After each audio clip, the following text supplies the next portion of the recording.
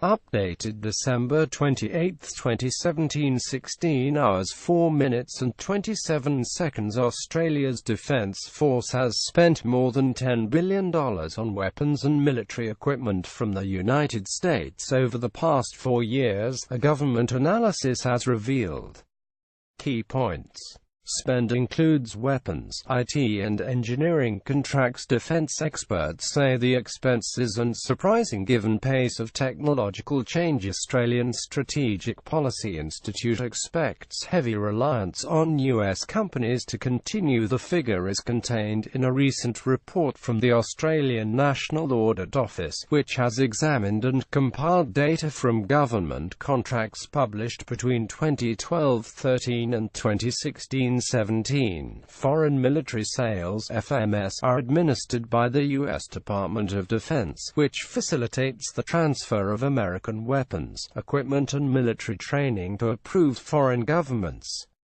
According to the ANAO, Australia's total spending on U.S. foreign military sales was $10.3 billion over the 4-year reporting period, with just over $500 million of that going to IT, broadcasting and telecommunication contracts, or engineering, research and technology-based services contracts.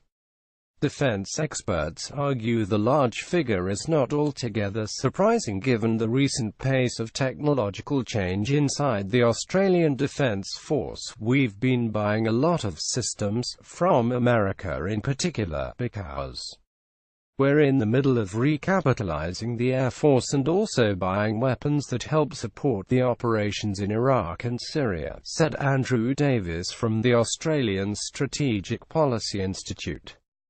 Since the release of the most recent Defence White Paper in 2016, the federal government has heavily promoted its commitment to creating a sovereign defence industry and maximising the Australian industry content in ADF contracts.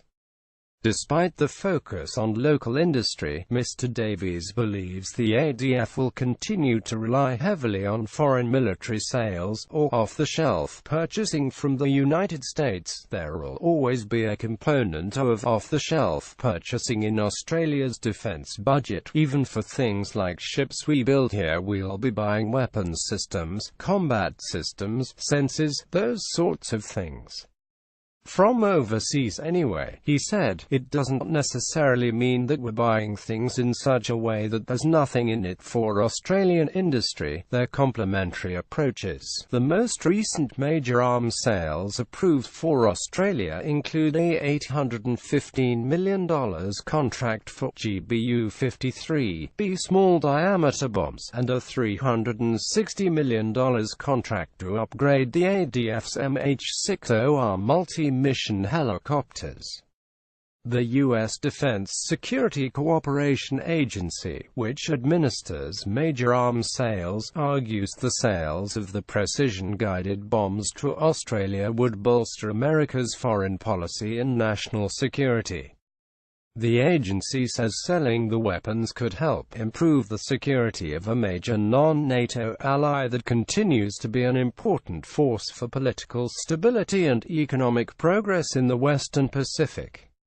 Topics: Federal government, political parties, defence industry, defence forces, defence and national security. Australia first posted December 28, 2017, 5 hours 48 minutes and 24 seconds.